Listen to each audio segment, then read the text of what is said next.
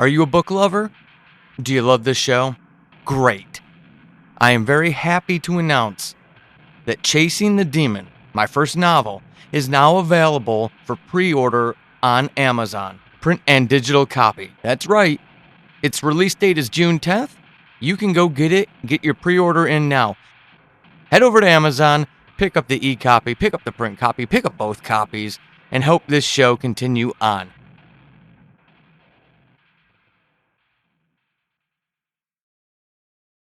This episode of Subject Found 2-7, A Dangerous Game, is brought to you by my patrons, Aaron Carper, T. Jane262, John Grills of Creepy Pod, and Ryan Byer. Thank you for helping me continue to create my art. Authorities aren't saying much at this point, Karen, but we can now confirm that Shelley Stride, a single mother from Trigg, is the latest Memphis murder victim. Her body was found late last week near Nankana Creek, just west of the Route 61 bridge. Have they said anything about the cause of death? Yes, again, just to warn viewers that the nature of this story is intended for mature audiences. Sources say Miss Stride suffered the same fate as the city's two previous victims. She was apparently strangled before her throat was cut, eliminating the possibility of a drowning. So she was killed before her body was disposed of. This is just unconscionable. What other information were you able to get regarding what can only be described as a horrific situation? Well, as viewers may remember, Miss Nichols and Miss Chapman were both single mothers as well. These 3 murders have happened within the past 2 months, and a lot of people are worried that there may be something more to all of this than we're being told. In fact, my sources have confirmed long-held beliefs that these aren't just random acts. Are you saying that police are confirming these murders are deliberate, premeditated? And is there new information that this is the work of the same person? Not yet, but I'm being told we're getting very close to an admission from the chief of police. It may come as early as today, but if not, we'll definitely be hearing something within the next 48 hours. According to my sources, the police have been approaching the situation as the work of a single killer ever since Margaret Chapman was killed weeks ago. Very disturbing. So they've had these suspicions for weeks then? Did these sources indicate what led them to that conclusion? I've spoken with multiple sources, and it appears they're looking at women who share similar backgrounds and demographics. The victims were all white, single mothers who, interestingly, all attended services in the same house of worship. Fascinating. Surely the authorities are pursuing that angle and questioning members of the congregation? At least that's what we're being led to believe, but apparently the police are still focused on finding 2 homeless men they believe to be people of interest. Homeless? How are they connected? I wasn't able to get much insight on that. There's obviously something the authorities aren't willing to release right now. It may be that all women were believed to be killed around Nankana Creek, or it may be the savagery of their deaths that's leading authorities in this direction. We can't be sure at the moment. Wow, just terrible news. Thank you, Lisa. A city gripped in fear, a killer on the loose, authorities stymied. Are we safe? One thing we do know for sure is that we have to be cautious until this situation is resolved. Authorities recommend not traveling alone, especially at night, among additional precautionary steps, which, of course, you can find on our website. As a reminder, local authorities... Well, there it is. Finally. They've admitted they have a serial killer on their hands. Let's see how this changes things. All right, so Marshall should be here shortly. Can we please go over what we have until he gets here? Okay, well, I was thinking Do you mind? This is my story. I realize that, Janice. All I wanted to say was No, that... she's right, Branson. Her story, her meeting. What do you have, Janice? We've got 3 victims. All women, all mutilated in pretty much the same way. The last one wasn't carved up like the others, Janice. No, she wasn't. I didn't say she was. But her throat was sliced open. And we all heard what Marshall said the last time he came to brief us. They suspect the killer was interrupted, so I think we can be confident in their assessment that if he hadn't been interrupted, Miss Stride would have been mutilated, just like Nichols and Chapman. I think that's fair. So I propose we run with that angle. A serial killer hiding among Memphis's homeless population, targeting younger women, single moms. What would be his motivation? Desperation, money, sex, hell, misogyny. This is the South, after all. I don't know. That's not a blank that needs to be filled right now. The hell it isn't. Calm down. Though we could start seeding the stories. I like the misogynistic angle myself. I like the angle, Janice. Ride up the draft for me. Ah, Marshall. Thanks, Angelique. No problem. I love playing escort. That's not... I'm sorry if I gave you... Monica, you're so gullible. I don't have a lot of time. Of course. We were just discussing the angle we're taking with the story. Fine, just don't surprise me. Now I imagine it'll be something like city in fear, killer on the loose, crazed homeless man stalks women kind of thing, right? Well, that's not fair. Save it, Monica. I know y'all have a job to do. I'll let you do it, but I don't have to like it. I actually want you to keep running the homeless angle. Why? Keeps the attention where we want it, even if it is pissing off the mayor. How is it pissing off the mayor? Is there more to this story? Let's just say we're looking at other people, not just the 3 guys I gave you in the lineup. Who else? I'm not ready to divulge that. Can you give us anything? Anything we can release? Yeah, we've expanded on that based on some recent evidence. It's changed the type of person we're looking at. Are you saying those 3 men you showed us, Reynolds, Byers, and Watford, aren't people of interest anymore? Reynolds isn't. Y'all can scratch him off your list. Why? Did he have an alibi? No. He's dead. Oh, wow. What happened? Looks like a heart attack. Happened less than a day before Miss Stride was killed, with him passing away and having the same M.O. between Stride and the Nichols and Chapman deaths. We can focus on Byers and Watford. But you said you're looking at other suspects. We are. That witness from the Stride murder had some interesting things to say. Interesting. What do you mean? If, and I'm stressing if, the witness is recalling everything clearly, which we know most witnesses don't, especially those who witness traumatic events, then we may have someone totally different on our hands. What do you mean? Well, according to their statement, the killer wasn't a big man by any stretch. In fact, the person we're looking for was less than 6 feet tall, probably less than 170 pounds. So that basically eliminates Watson as well. Leaving just Byers. Correct. Just Byers from the original set of suspects. We've been regrouping ever since the witness came forward. That means you're starting over? The killer's out there and you don't know who it is? Well, we have to be methodical, and we have to go with the information we have at the time we have it. None of that is new, Miss Kelly. Listen, I know this is unnerving and makes for a very shitty story for you right now, but I got bigger things to worry about than your copy. There's a killer out there. We got one possible suspect, a man who is someone we want to talk to, but a man who is still, at least at this point, very much an innocent until proven guilty man. Nothing more. Trust me, thinking our only option is a guy who might not be who we're looking for, even if we get our hands on him, is not something that helps me sleep at night. I want this bastard as badly as all y'all. As badly as the city does. Maybe more. This is more than a story for me. That's not fair, Marshall. It is to us, too. Just because we're journalists doesn't mean we aren't human. We're residents of this city, too. We live in the neighborhoods. Our neighbors are the scared citizens. I've got 2 women in this office right now and another 20 out there in those cubicles, many of whom match those 3 victims, and I can't tell them anything that will help them feel safe. This is more than just a story for us, too. Please try to remember that. You're right, Monica. I'm sorry. I saw him. Huh? What? Janice. I saw him. The man who was outside the station that night, who followed me to my car. What? When Angelique called me about the Stride murder, I was following him. Why in the world would you do that? He was stalking me. He's been stalking me. I wanted to find out more on him, who he is, what he wants, that type of stuff. So I followed him to Martyrs Park, but I lost him there. It was almost as if he knew I was following him.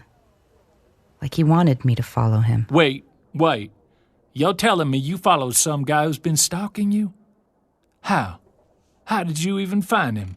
He was at my house. What? She forgot something and went back and saw him there. He ran us. You knew about this and didn't say anything? It wasn't my place. Why wouldn't you want her to say anything? Janice, this is concerning. I'm going to want to talk to you about this after we're done here. For all you know, that could have been the killer. That's a hell of an assumption, Monica. It was him. Who? Byers. The guy in your lineup. I'm sure of it. Are you serious? He was at your house? Yesterday? Yes. He was doing something around the door. That's when he took off and I followed him. He went straight to Martyrs Park and walked the Riverwalk south. Not buying it. What the hell is wrong with you, Branson? Come on. Stop being naive. She's got this gig until the story is done. Then what? What does she have to fall back on? She can't get hired at the TV stations in town because she's already burned those bridges. Everyone knows that. So what else is there? Her YouTube crap? No one over 20 makes a living doing that. So what does she do? Where does she go? What are you implying? I'm not implying anything. I'm questioning. I'm thinking. Oh, stop the press. Branson is thinking. Thinking? Woo! Share us your thoughts, Branson. What are you thinking? I can't wait to hear this. Oh, get off your morality horse, Angelique. It's not like that. Then what's it like? She's not making shit on her online stuff, and she's been blacklisted in the media circles in Memphis. So? So, that means she's got to take other measures to pay the rent. Maybe even make news where there isn't any. Branson, that's Oh, enough. come on, Monica. How are you not seeing this? Y'all can carry on with this, but I have a few unsavory things, like a serial killer on the loose, that I have to deal with, and I need to talk to Janice alone. Let me remind y'all, all of this needs to stay under wraps. Got it? No one goes rogue. No one flaps their lips about any of this. I mean it. So if y'all will excuse us, Janice, we need to go. Okay. Why didn't you call me about this? It was a blur, Marshall, really. I'm rushing to get here, forget something, and turn back home, and then I'm watching some guy jump from my porch. The same guy who just happened to follow me to my car outside the paper. The same guy, I think, who just happens to be wanted by your department. Sorry, but I wasn't really thinking clearly. Obviously not. Sorry, that was kind of dickish there. Listen, you've been on this story for what, about a month now? A little longer. Okay. Point is, you've been intimately involved. You've written a few features for the paper about it, and it just happens to be the biggest story Memphis has seen in, well, in a long time. Maybe ever. You're a popular person right now. People know who you are, and that's great for you. It really is. I don't begrudge you that. But when it comes to my responsibility to citizens, you know that whole serve and protect stuff. Well, I'm a little worried. Well, don't be. I can take care of myself. I don't even know why I told everyone back there. I shouldn't have. I'm sure y'all can take care of yourself, but that doesn't change the fact that I don't even put my officers at risk, never mind putting a civilian in harm's way. So I'd be remiss in my duties if I didn't at least warn you away from getting comfortable. And I appreciate it. I do. I'm not comfortable in the least, I promise. Can you keep a secret? Of course. This story, this opportunity is huge. My road back from the wasteland that is my career has been arduous. It may not make sense to you, but anything I'm doing that appears risky is done out of necessity, I promise. Necessity creates desperation. I can't miss this chance, Marshall. I can't. Without this... Well, I'm not being reckless or flippant, I promise. I recognize that I'm putting myself in harm's way, but I need to. Monica hired me because she knew I was the one who could do it. Yeah, well, Monica and I go way back, and I'll kick her ass, metaphorically speaking, before I let her do that. And I could take her, I promise. I used to wrestle, and she's a... well, you know. A woman? A desk jockey? Who knows? She might have a surprise or two for you. We're all capable of hiding surprising twists in our stories. Maybe she's some 14th level black belt. I don't think there's a 14th. I'm joking. I've really got to work on my delivery. Work on keeping yourself safe first, okay? And promise me you won't do something crazy like following this Byers guy if he shows up again. Call me instead. Don't use that word, please. Oh, what? I didn't do anything crazy. Hey, listen, I'm sorry. I didn't mean anything by that. What I did because I was in the moment. I reacted to my environment. It's not like I went looking for him, but I promise, if I stumble across Roman Byers' path again, I'll be cautious. And I'll have you on speed dial. Happy? Good. I can't have any more deaths on my watch. Do you think you're close enough now to say that? That there won't be another murder? Don't tell anyone else, okay? But if we do find Byers, and he turns out to not be the killer, we're going back to square one. And I honestly don't want to think about that. You two all squared away then? Yeah, we're good. Thanks for letting her step out. You okay, Janice? Yeah, I'm good, thanks. We need to talk, Marshall. I've really got to get back to the station. I wasn't planning on being here this long, so can we reschedule? Maybe do lunch tomorrow. No, it needs to be now. Branson has something you need to hear. It needs to be quick. In case y'all don't remember, I'm dealing with 3 dead women and a serial killer. You need to hear this, Marshall. Fine. What do you have? Branson, tell him. I know who the killer is. Fans of Subject Found, there are only 3 episodes remaining in this season. If you're enjoying this, please head over to your favorite podcatcher, leave a 5-star rating and review. To take that help up another level, if you can, head over to pulsating.com. Click on the support tab to find ways that you can support this show and help us make Season 3 a reality. Subject Found is a Pulsating production and is scored, mixed, and mastered by Dog and Pony Studios. You can find more information about the services that Dog and Pony offers by heading over to dogandponystudios.net. Lastly, before we get out of here, I want to give one more shout out to a fellow Fatecrafter show. Are you a Portuguese speaker? Well, I've got a recommendation for you. Contador de Histórias is a Brazilian Portuguese anthology audio drama.